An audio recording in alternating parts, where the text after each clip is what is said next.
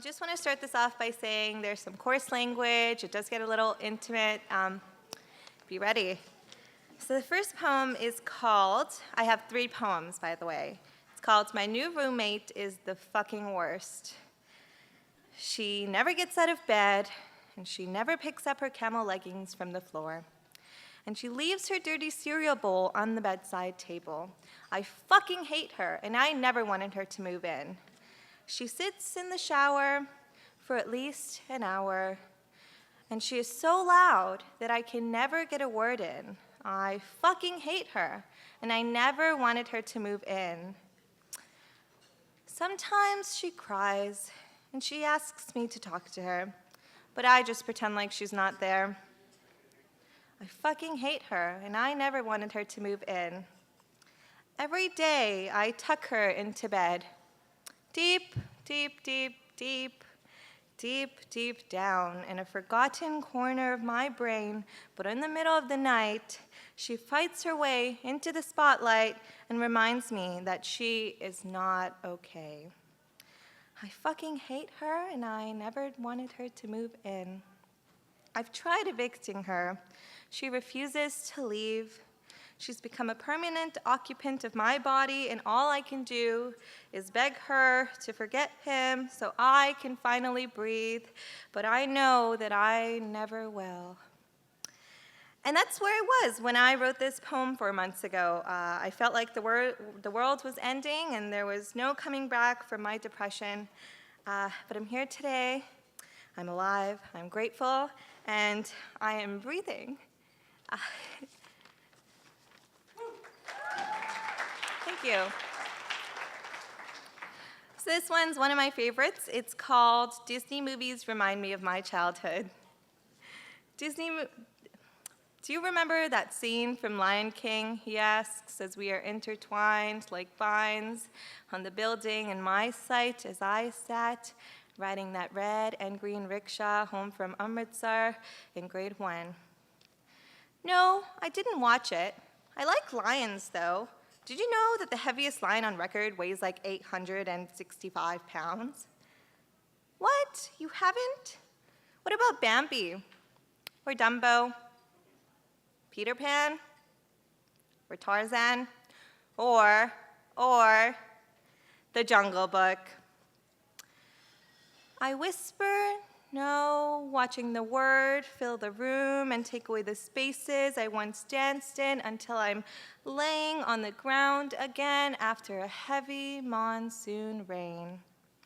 And when you ask me which rock I lived under, I realize that your queen-size gray sheets with sweat stains are not big enough for me to disappear into.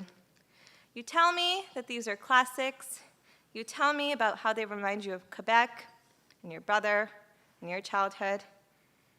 You squeeze me a little tighter, and I feel the last vine wither to the ground when you ask me how I spent 21 whole years without the childhood classics. I should smile, hold your hand, and laugh, tell you that I've been waiting to watch them with you. But I tell you about the time my mother, my baby brother, and I took a long overnight bus to a temple 3 villages away because we didn't have a place to stay that night. I tell you about the times that my mother gave me her serving of dal and roti when I was hungry because we were uninvited guests in a distant relative's home. Maybe I have watched them, but the first 12 years of my life only come to me in quick flashes and long nightmares. But with every memory that I dig up, I feel as if I'm digging up the casket that holds a 6-year-old, that locked the room door, held the brown frame with a picture of her dad inside, and cried for hours because the rickshaw driver told her that other little girls had daddies, but I didn't. This one's a little heavy, but it talks about breaking barriers and letting down your walls and allowing yourselves to be vulnerable. As a child, I never watched any Disney movies, and my whole life, everyone always kind of like jokingly shames me about it. It's like, what, you've never watched it? And I always fall into that kind of tunnel of shame and just kind of don't take it any further, and it's more like, yeah, I haven't. But I decided I wanted to write a poem where I was actually open about it and vulnerable about it, and used it as a point of connection instead of a point of feeling shame or sadness. Now on to my last poem. This one doesn't have a title. You never held me. She gave me twice as much warmth. She loves me more than she loves to breathe.